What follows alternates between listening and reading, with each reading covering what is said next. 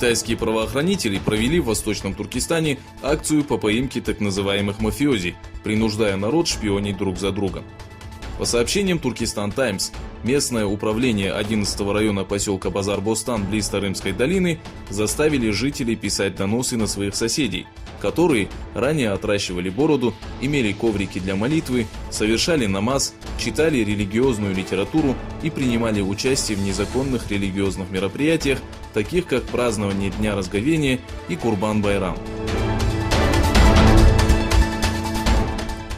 Коммунистическая партия Китая, проводящая геноцид и уничтожающая культурное наследие Восточного Туркестана, открыто ведет войну против религии, запрещая все, что связано с исламом. В сообщении Bitter Winter указывается, что исламские символы и надпись «Халяль» на вывесках ресторанов и продукции, принадлежащих дунганам, проживающим в провинциях Нингшия, Кянсу и Сычуань, была запрещена властями Китайской Народной Республики. Собравшийся в Страсбурге Центральный комитет Европейского парламента призвал Китай прекратить произвольные аресты уйгуров, казахов и тибетцев, а также закрыть лагеря политического перевоспитания. За решение обратиться к властям Китая проголосовало 505 парламентариев, 18 проголосовали против, а 47 воздержались. Наряду с этим правительства некоторых стран, большое количество общественных организаций и объединений строго осудили политику Китая в отношении уйгуров.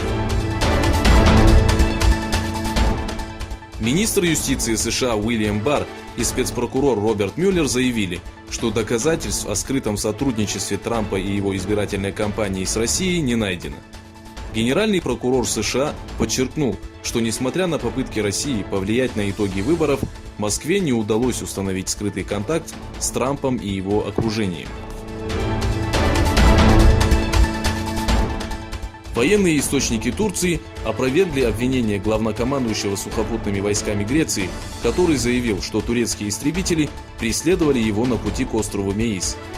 Главный штаб военно-воздушных сил Турции сообщил, что истребители совершали плановый полет и патруль воздушного пространства.